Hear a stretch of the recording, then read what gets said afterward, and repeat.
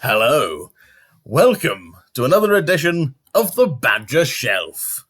That's right, we've made it to episode 3. Take that, haters.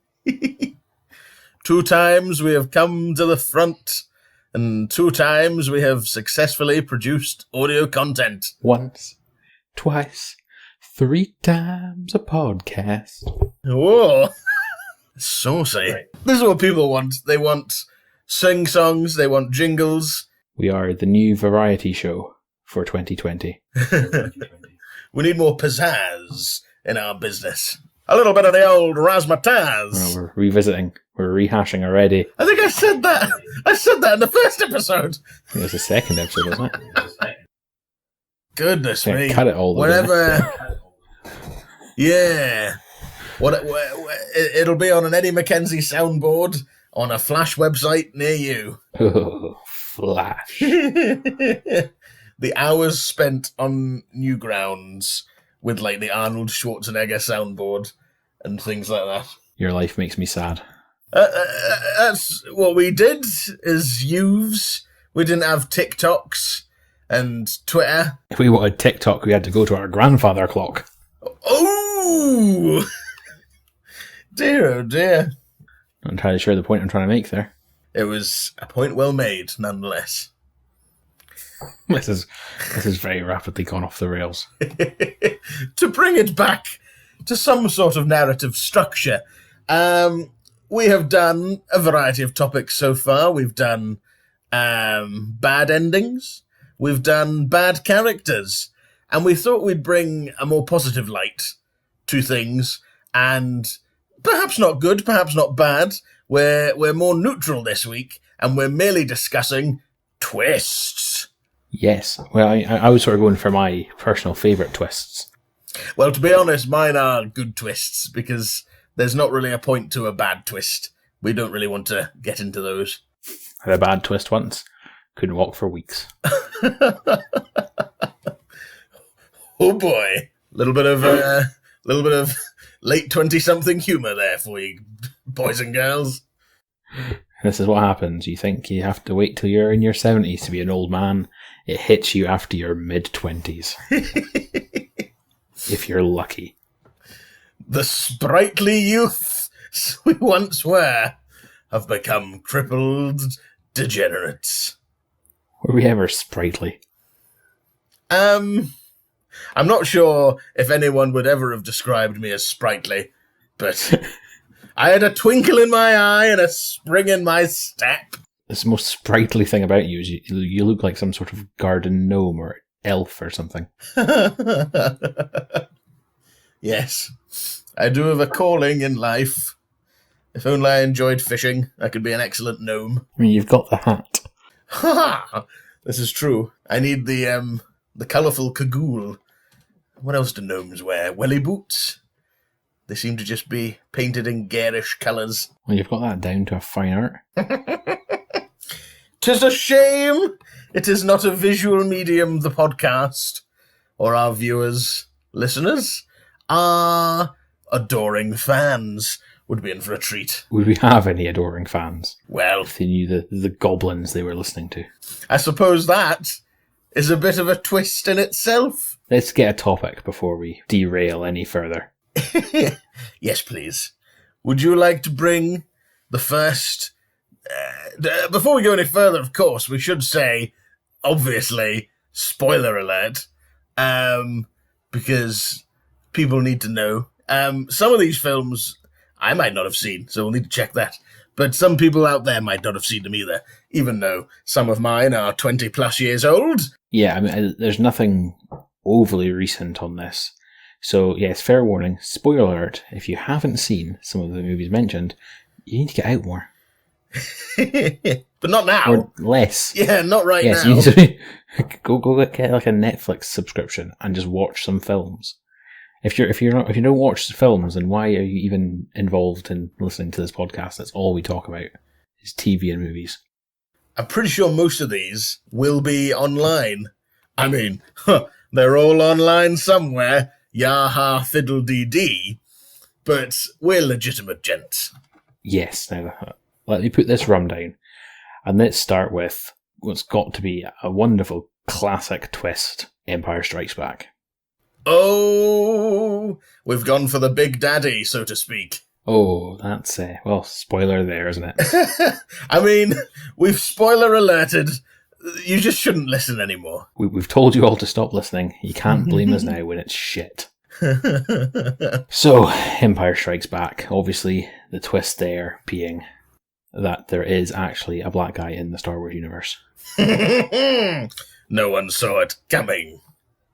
No, I'm going to have to cut that one. It's too real. It's too real. Lando Calrissian has entered the chat. But yes, no. That is one. I wish I wasn't really young when I first watched Star Wars now. That I was sort of old enough to understand how monumental a reveal that was, as like the original audiences were completely flabbergasted by this new information. It was incredibly shocking for audiences at the time. Nowadays, it's almost part and parcel for there to be a twist in a film, especially if Mr. Shyamalan is involved. But I think back in the day, they weren't so prevalent, ye olde twist, and so it was doubly shocking. Yes, I mean, like a lot of films, a lot of stories had very flat structures until the last few decades, really. Like, surprise endings weren't a thing until the classic story structures had been done to death. Yes. Postmodernism. Ooh. There's a phrase I hate. But it does come into, like, there's basically 7 stories, and every story told is just a deviation of one of these. Yes. You know, there's like the hero's journey. There's other ones. Bear with me. I'm going to quickly Google it and then cut all this out. We've done no research. Flying by the seat of our pants. That's the Badger Shelf guarantee. It sounds witty and off the cuff, because it is. You should never take anything said in this podcast as fact, as we don't look anything up. We just sort of remember things and just, yeah, it's usually wrong. And also, we do present a lot of opinions as fact. Yes. You can treat it as if you were sat in a room with us. Not part of the conversation, but adjacent, like at the next table, and we are just sat talking nonsense. And you're overhearing it, wanting to interject, but you can't, because this is a podcast. Exactly. You can switch us off, though. Oh no! I shouldn't be telling them these brand secrets. Don't give them the power. There are apparently 7 story archetypes. Archetypes? Ah, there we go. There's Overcoming the Monster. Rags to Riches. The Quest. Voyage and Return. Comedy, Tragedy, and Rebirth. So it's quite a commonly accepted theory is that these are the 7 types of story you will have. Every story revolves around one of these themes. Yeah. And it's more about how to keep it fresh rather than completely rehashing everything. I mean, that's pretty much the human experience. We've spent millennia upon this earth, and we've only got 7 ways of talking about it. I mean, you're not wrong. You're not wrong. What do you reckon Star Wars comes under? It's a kind of a mixture. It is, isn't it? Because you're overcoming the monster, which is the Empire. The Sith. Yeah. The Quest, I suppose. Voyage and Return. It's a lot of Voyage and Return. Like, the first one is very much Luke just heading off into space and becoming a hero. There's a very more specific story archetype that I've seen written about, which fits is very much Star Wars. What on earth is happening? We're doing some live research, ladies and gentlemen. So I was exporting a video and it finished and started playing, so I had the intro playing in my ear. We're nothing but not professional on this podcast. We've got our producers frantically in the background looking up information as I wave my hands. Come on! Give me those facts! So, the story archetype that Star Wars fits very tightly into is the hero's journey. So that's features always seems to have a kid without parents for some reason. Yes. Then there's the call to adventure is obviously R2 with the message from Leia. Mm. Then there's the wise master, Obi-Wan, and there's all these points that are in so many stories, and it follows them just exactly, because the original Star Wars was a bit of a rip-off of a much, much older story. Yes. Which no one can remember the name of, unless you've researched it. It was, I mean, he kind of ripped off a lot of things, but it was based on an old Japanese movie quite heavily. But then there's elements of Western as well, like it was kind of like a Western space opera war movie. Basically all the stuff that George Lucas watched as a kid and went, I like all these things. Can I do all these things? And the studio went, no. And he did it anyway. I mean, like Steven Spielberg just threw some money at him going, this could be quite good. Yeah. Look, we've got the money. Just let me film it. And the studio went, okay, fine. I love the story that the first cut of Star Wars, before he had any budget for special effects, there was just old footage of World War II planes. Oh. Which is just phenomenal, if you ask me. I want to see that cut. Oh, I would love to see that cut. There's a Hollywood exec somewhere with that reel. I think Spielberg and George Lucas made a deal because George wasn't 100% convinced this was going to work. So Lucas says, right, well, I'll trade you a percentage of Star Wars for a percentage of E.T. Ah. There was really no losers in that, was there? That's a pretty good deal, all in all. Especially for Stephen. I'm still waiting on the other 8 E.T. movies and the E.T. saga, but it did well. E.T. aliens pop up in the prequels at some point, don't they? Yes, they're in the Senate as a legitimate alien race. So there we are. So there is cool sequels long before the sequels. E.T. is the last Star Wars movie. That is it. Because it's the only one that wasn't a long time ago. It's a natural conclusion, the E.T. movie. But anyway, yes. Going back to the actual topic. The twistiness. That was a hell of a segue. That was a hell of a segue. But what a twist. They never saw it coming. The twistiness of the Empire Strikes Back twist is even more twisty because the only people that knew about it were George Lucas and Luke Skywalker and James Earl Jones, of course, because I like how you put the effort in there to remember James Earl Jones' name, but then just called Mark Hamill Luke Skywalker. He's Luke Skywalker. He knows the deal. I can't remember the Richard Prowse. He played Darth Vader physically. David Prowse played Darth Vader physically, and he said the line while they filmed it. Lucas gave him the script, and the line was, "No, Obi-Wan killed your father." So that is what every other member of the production crew, every other member of the cast, because David Prowse had been very naughty and had been revealing accidentally snippets of stuff to the press. Is he perchance related to Tom Holland? He's a very fun, charming English actor, so possibly, yes. That same energy of, oh, hello, yes, I'll tell you about, yes, I'm working on this film, Star Wars, yes, very good. Oh, I'll tell you about Star Wars. And you wouldn't know anything about English actors who can't control their mouths. The charming buggers, a lot of them. And it's incredible. It's this element of filmmaking espionage where Luke Skywalker, Mark Hamill, I apologise, Mr. Hamill, had to hold on to that for about 6 months, I think, until the film actually came out. And so he was being interviewed about it and he couldn't tell anyone. And it was literally the premiere screening that the real line was heard for the first time outside the editing suite. I'm not going to lie, that would kill me. Just, one of the greatest twists in cinematic history, and you're sitting on it. You can't tell anyone. God damn. Of course, that's not the only twist in the Star Wars anthology. You know, obviously in the prequels, there was the big twist that Chancellor Palpatine was the Emperor.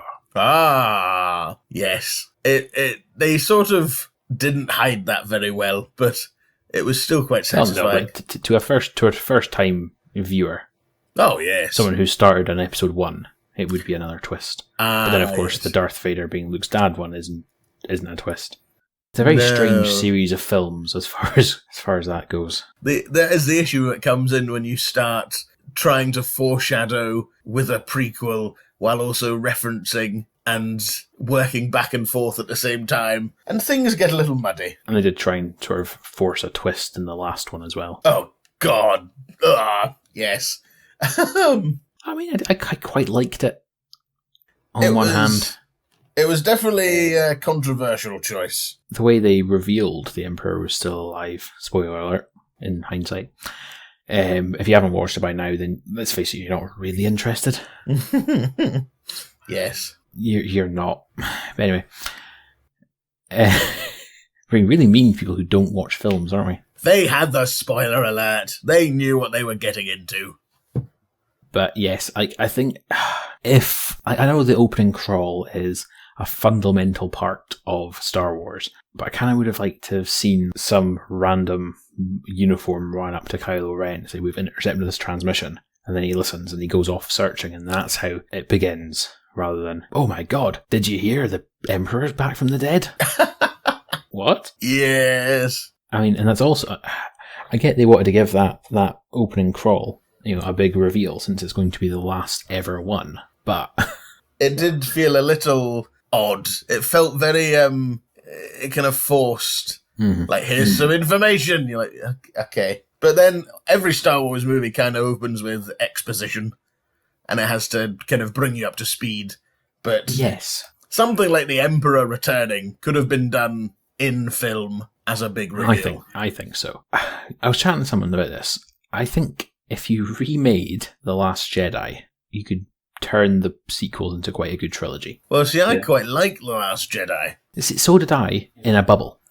Aha! But the problem is, it sort of shat on a lot of things that were set up in Force Awakens, and in turn, The Rise of Skywalker shat on a lot of things it set up. Yes, it opens the question, was it worse that The Last Jedi kind of went off on its own thing, or is it worse that J.J. Abrams then went, no, this is my thing, and changed it all back immediately in a very clumsy fashion? Yes, it was very clumsy the way it was changed back. But I do think it went off in a weird direction in too many points. I think it maybe was too much too soon. There were some very good parts of it, but I think, overall... I love Star Wars. I have consumed so much from the Star Wars universe. KOTOR. Oh. But Cantina Blight bored the tits off of me. The Casino Moon. Yes. Yeah. It was quite a tense situation for those poor rebels, or resistance, or I forget which R they are this time. The Resistance. The Resistance, the Rebels, the Republic. Not that they're repeating things. It was quite a tense situation for them, stuck on their last remaining ships, getting hunted down and inevitably getting blown up. It was quite a convoluted wee journey these guys went on, and there was no sort of sense of urgency about that entire scene. It would have been much better if almost the entire movie was set on the Star Cruiser without... It's almost as if, what do you mean they're not going to a planet? We need a planet so we can sell toys. We need weird aliens. It would have been much more bold to have a good hour and a half of that movie, the first 2/3 of it at least, on the cruiser as a kind of tense war standoff thing. They could have had fighters go onto the other ship. They could have kept it all in space and done something that the series had never done before if they really wanted to push the boat out. But no, they wanted to make a political point of, look, the real baddies are the rich people, ha ha ha ha. It's like, no, but it's Star Wars. The real baddie are the Sith. They're literally evil. Like, they did manage to get the whole war profiteering thing down people's throats. And I always enjoy seeing Benicio del Toro on screen. He's always a delight. But yes. No, I'm not going to argue with that. it was... But when we refilmed The Last Jedi, after kidnapping all the actors, Yes. Rose optional. Ooh. I mean, I to be honest, I didn't mind her. I thought she was quite good. I quite enjoyed a lot of the stuff she did in the first half of the film. And then she was just sort of there to stop things and say emotional things to detract from the plot. Yeah, there was a bit of that. Yeah. I mean, one of the first people to jump in and defend that film, because I will defend anything Star Wars. It's gone beyond like a series of films. It is now a genre. Oh, it is its own thing. It's almost a lifestyle, Star Wars. It's such a rich and dense thing to get into. Exactly. But a little bits of that film are quite difficult to watch. It's an iffy one. The Luke Skywalker redemption saga was rather exquisite. Oh, see, that's one of the bits I thought was absolutely phenomenal. And all the people saying, "Oh, Luke wouldn't do that," have clearly not watched his progression through the first 3 films. No, not at all. He's always been a whiny, entitled little brat. He nearly hacked his father to death at the end of the 3rd film because he was angry. Yeah, he gave in to his anger and he absolutely trounced Vader. Yeah, he nearly lopped his bloody head off until he realised what he was doing. Of course, he would have the same instincts to act like that. The thing is, Luke thought there were no more Sith. Yeah. He was being manipulated from the shadows by a Sith who took down the entire Jedi Order by manipulating from the shadows. Palpatine was incredibly powerful. He made it so that none of the Jedi in the prequels were able to sense what was going on, which was confirmed by Yoda. Yeah. That our vision is being clouded. We need to be alert. Which is a hell of a powerful thing to do. Now, if he's able to do that to A, Yoda, B, the rest of them, C, Samuel L. Jackson. The entire Jedi Council. And Samuel L. Jackson. He's definitely going to be able to do it to one dude by himself who's going to be unsure of himself because he's never, trained people before and doesn't think there's anyone out there who, A, can do what is happening, and B, that what's happening is even possible. It plays into as well Luke Skywalker's vanity and his pride and his belief that he is the special savior of the universe. He's quite happy to think that he's destroyed all the bad guys and he's the hero and he can relax. And so when he sees what's inside Kylo Ren, which wasn't inside Kylo Ren, it was just entirely fabricated. Exactly. It's instinctual. It's sheer terror as his entire reality comes crumbling down, and he's desperate to keep his peace with himself. Exactly. What he saw was formulated to precisely destroy his mental well-being. Indeed. It wasn't a case of, oh, this kid's going to be quite angsty in a few years, I better murder him. There was a lot of precision targeted attack on Luke's mind. Mm-hmm. But anyway. God, we like Star Wars, don't we? We do. We're like proper off-the-shelf nerds. This is now the Star Wars podcast. The Bantha Shelf. Oh my god. Real talk, should we just do the rest of the episode about Star Wars and we'll come back to twists next time? I mean, that is the twist. That is the real twist. Is it a Star Wars episode? Oh my god. Buckle up, buckaroo. Yeah, we'll come back to what we had planned. We're going to talk about Star Wars. But yeah, because we went to see The Last Skywalker in The Rise of Skywalker in the cinema. I'm getting my names mixed up. The Last Skywalker Awakens. The Last Rise of the Skywalker's Revenge. Attack of the Attack of the Skywalkers, Rise, Last at Dawn, Empire. Dawn? Dawn? What did Dawn do to deserve this? Goodness me. Oh, God. Because I'd seen it already. Had I taken myself? No, I went with Nick and Nathan. That sounds like a romantic date. I bloody would love to have taken myself to see it. So Turned up at your front door with flowers, getting Eddie. really annoyed that no one's answering the door. Oh, right, yes, it's me.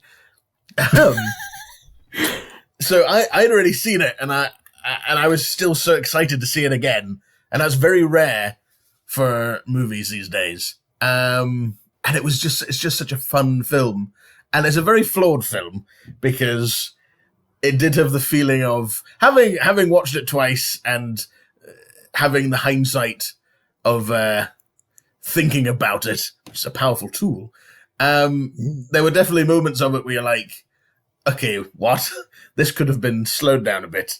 JJ kind of forcing things into place to make it work, which is always a tricky thing to do.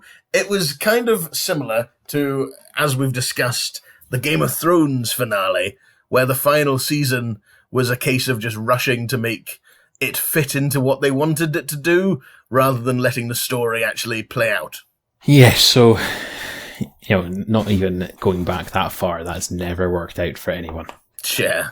But it was also a hell of a fun movie, and it had incredible set pieces, and some of those action scenes are unparalleled. Yeah. No, for all its flaws, I will still 100% sit down and watch it again. Oh, of course. And when we eventually refilm The Last Jedi, it'll be a great run all the way from, episode 3 to 9. I still maintain that I would rather sit and watch the sequels again than the prequels. Oh, of course. Like, you can get everything you need to from the prequels by playing the Lego Star Wars game.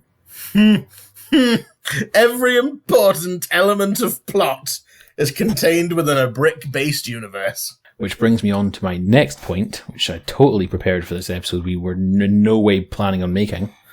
Star Wars games. Yes. Now, these are varied. I don't think begins to cover it.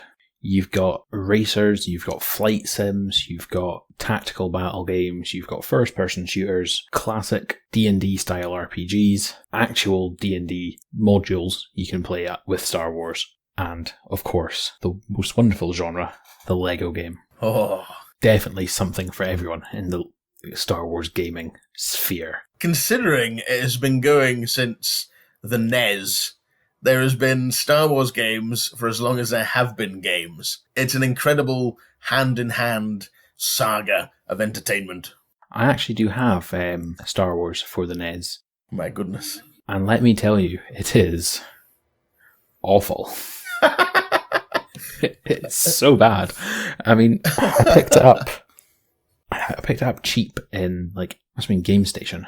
And I thought, oh my god, this must be played. I brought it home, I fired it into the NES. You start off on Tatooine, and you sort of, it's like a side-on platformer sort of thing, but you just walk off screen, and you're in a land speeder, and you're going through the deserts of Tatooine. And I've never really got past that, because it's just top down, and there's empty desert, and there's no indication of where you're going. Goodness. So I spent a good amount of time just wildly exploring the deserts of Tatooine, and have never fired that game up again.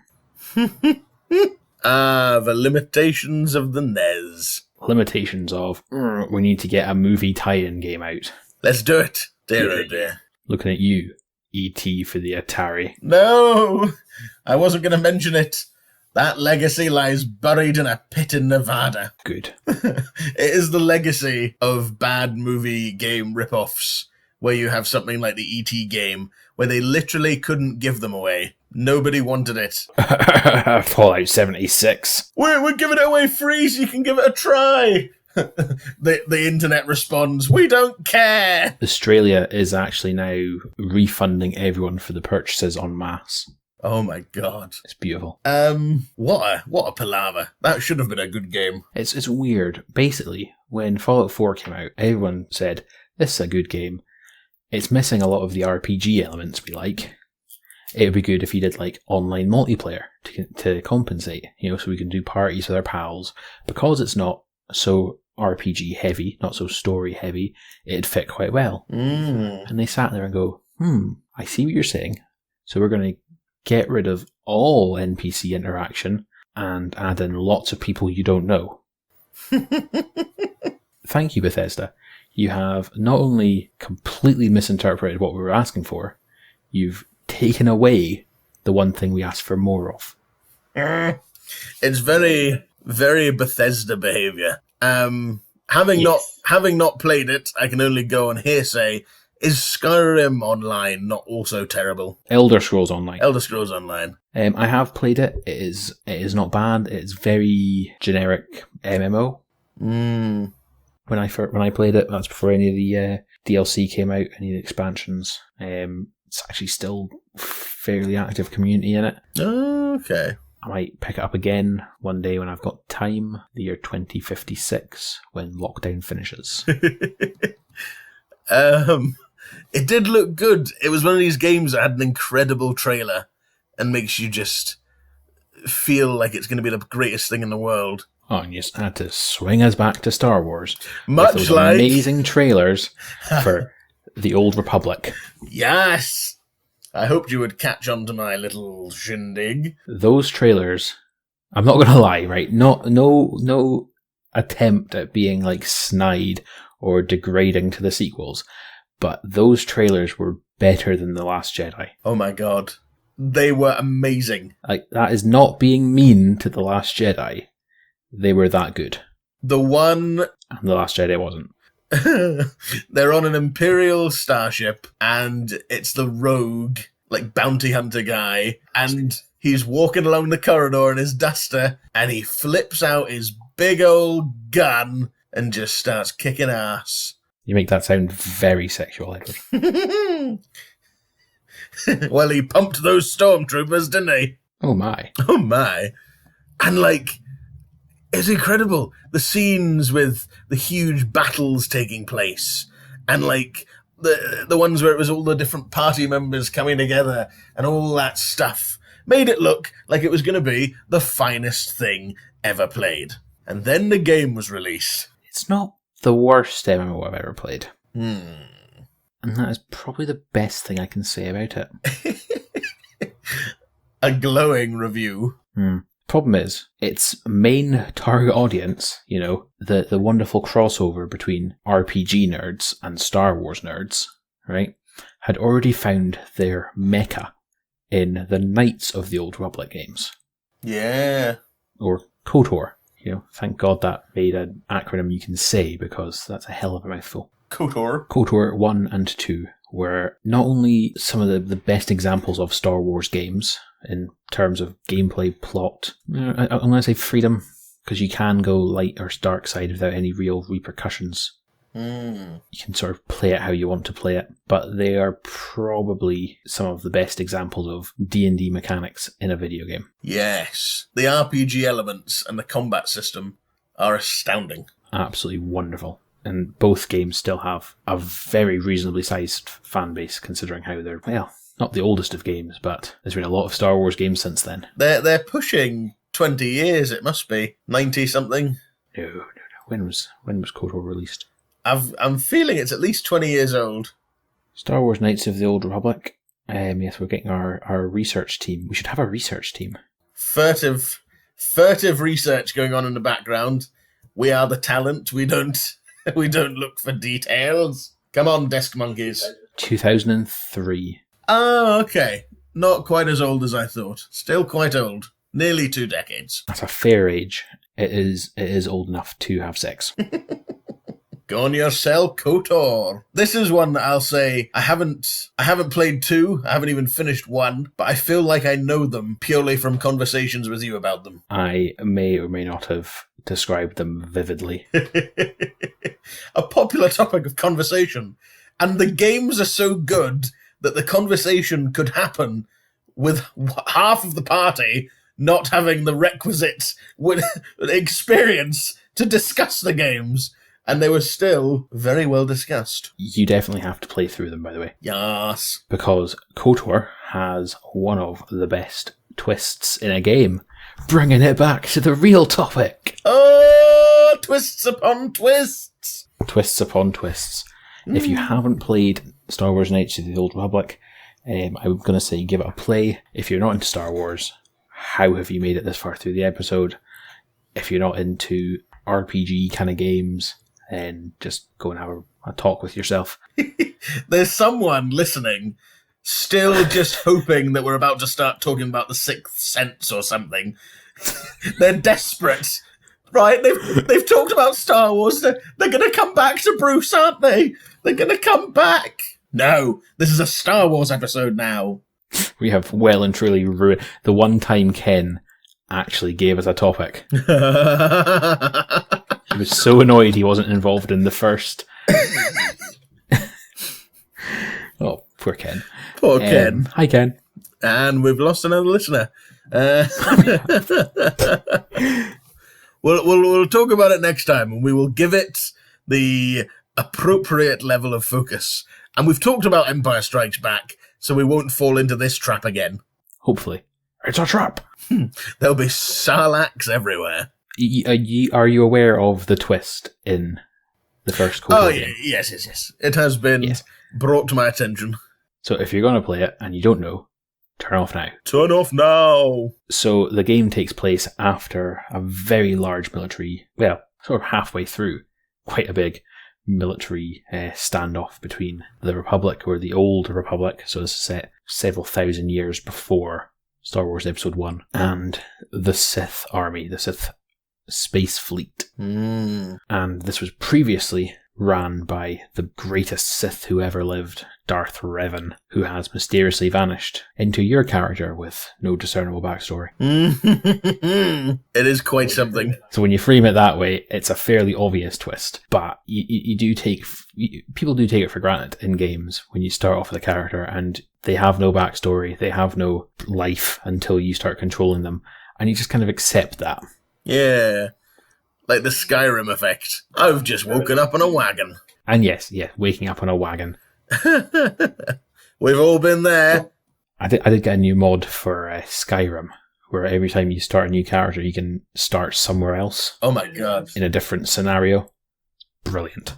Holy moly. So I think I just tried one where like you're a vampire's thrall and you've just broken free of control and you have to try and sneak out. Oh. And it's quite a short bit, but once you sneak out, that's it. Game starts, you're in a completely different part of the map. Do what you want. You can turn off being the Dragonborn. You can do what you want. Holy moly. But yeah, just a wee plug there. I think it's called A Better Start or something. I will investigate that. But anyway, back to Star Wars. Back to Star Wars. We keep twisting off.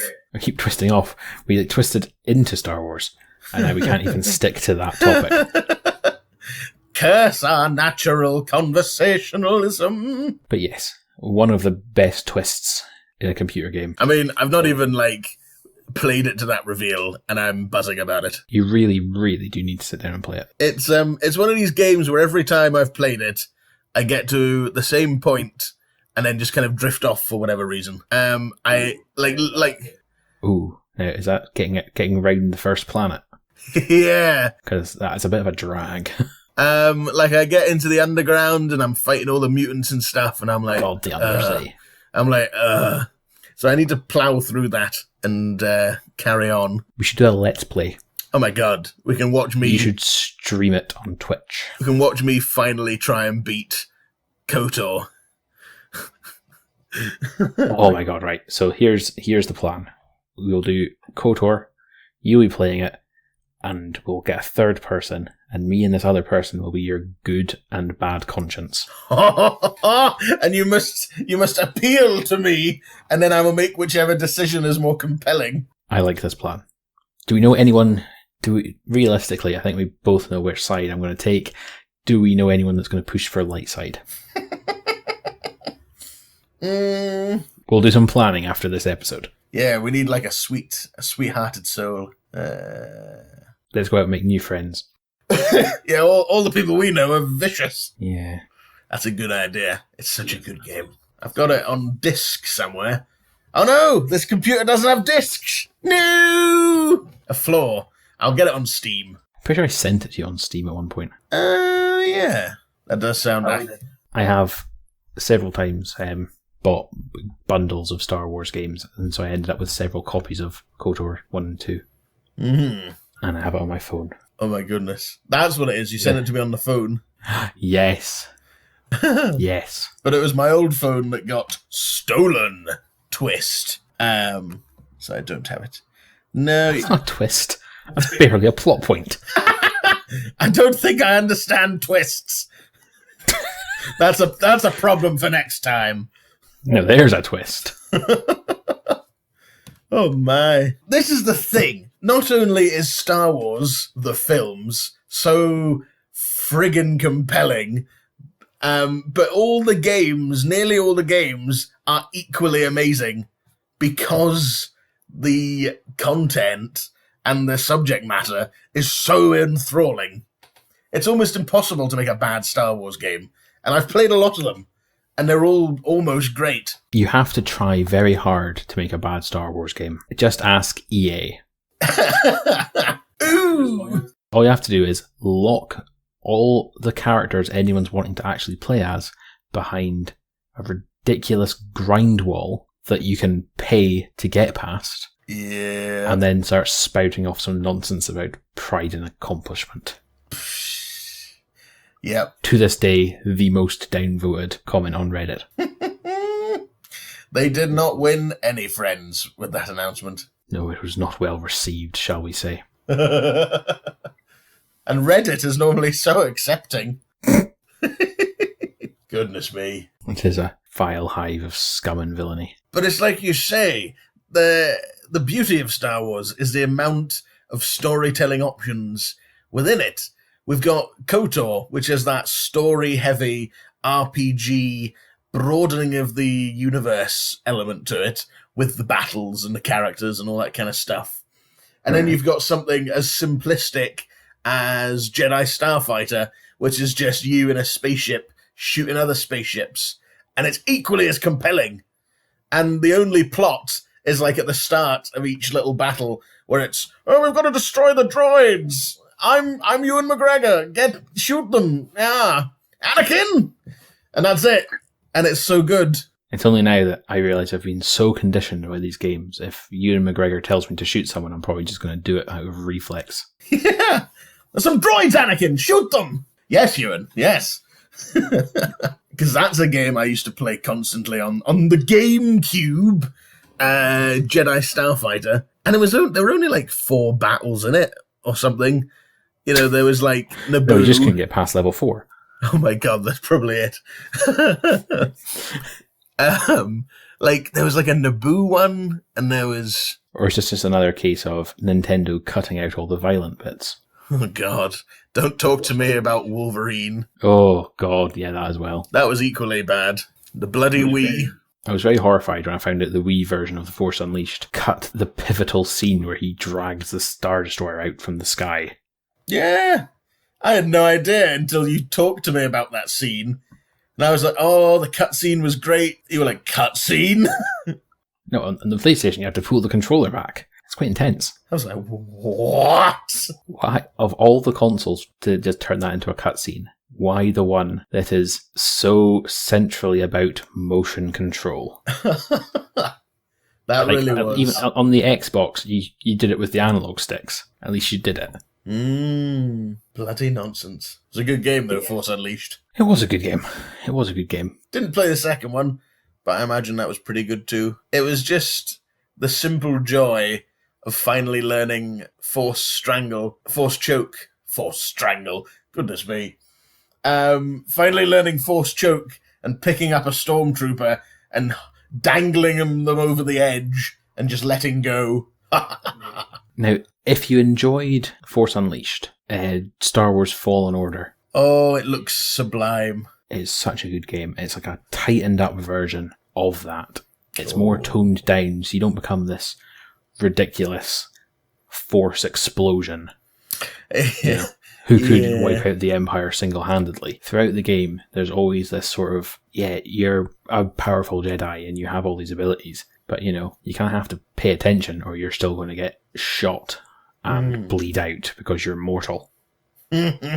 Yes. It's such a well-put-together game. Story, absolutely grand. Nothing majorly groundbreaking. Oh, there's a big twist in it, actually, but I'll leave it at that. Oh, back to the twists. Back to the twist. There's always got to be a twist now. You can't really do anything without twists these days. Modern world.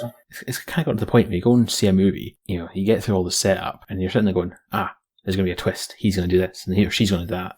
In fact, he's actually his own uncle. You don't really get a film where you just sort of sit down and watch a film anymore. Doing research for this episode, I was looking at lists of twists, and so many of them weren't even bloody twists. They were just stuff that happened. And I'm reading them like, do you know what a twist is? Yeah, there's a difference between a twist and thing that happened that you didn't expect. Yes. So many of them were, and this character died. I'm like, what? That's not... What? That's not a twist. Yeah, tell that to George R.R. Martin. Oh my God. Yeah, but his can be twists because it's misdirection. That's the important part. If a character just dies, then that's just plot. Well, this is an important discussion that we really need to dedicate an entire episode to. Yeah, we'll cut that little soundbite and put it into the next time. That'll be the advert for this episode. Yeah, can we call this the twist episode?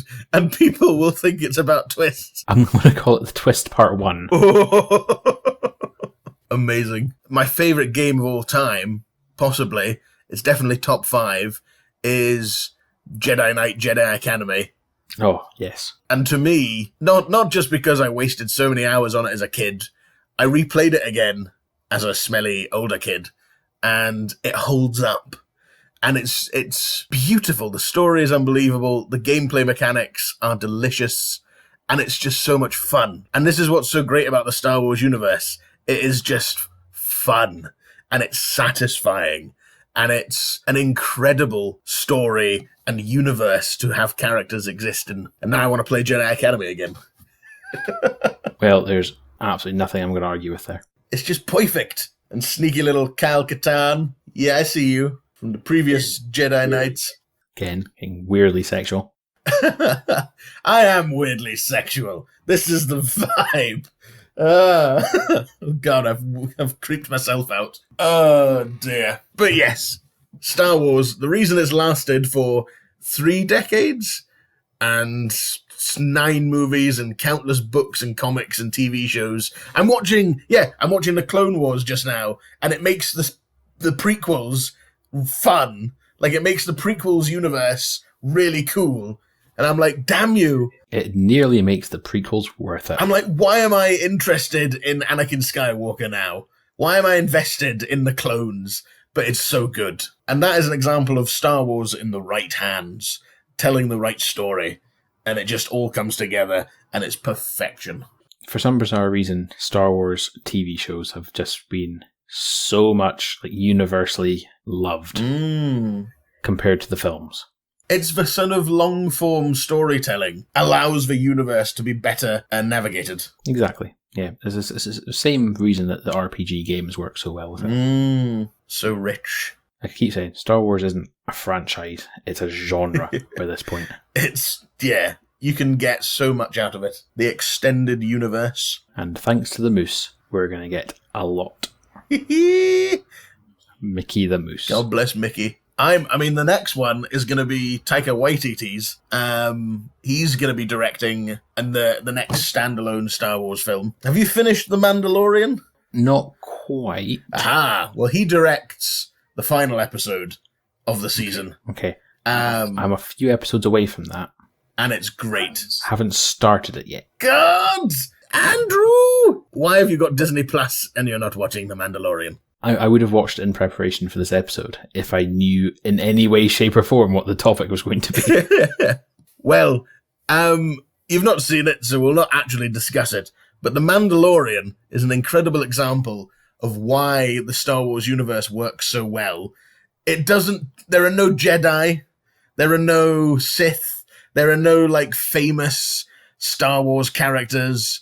But it feels like a Star Wars thing because that is at the heart of the whole Star Wars saga. He's built this universe and made these rules and created this world. And it has almost no reference to any of the actual Star Wars films, but it feels like a Star Wars thing because it's just such a powerful aesthetic. And it's got a bounty hunter going pew pew and kicking ass. It's really good. Get it watched. You can talk about it on the Twist episode. Oh, now I know there's a twist. Ah, no. Now I know there's a twist. IT Crowd did a good thing about twists. I need to watch that episode again. I'll just watch all of it again. Goddamn. It would be rude not to. It would. Rude to poor Richmond. Oh, Richmond.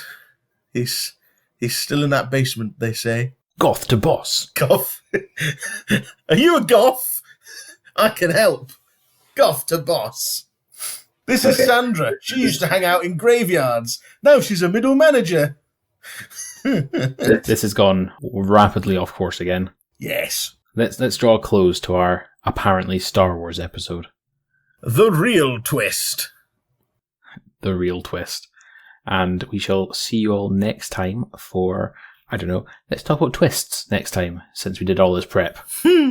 We shall actually do the episode we planned to record next time. This has been a brief diversion into the wonderful world of Star Wars. At no point did we ever promise to do this professionally.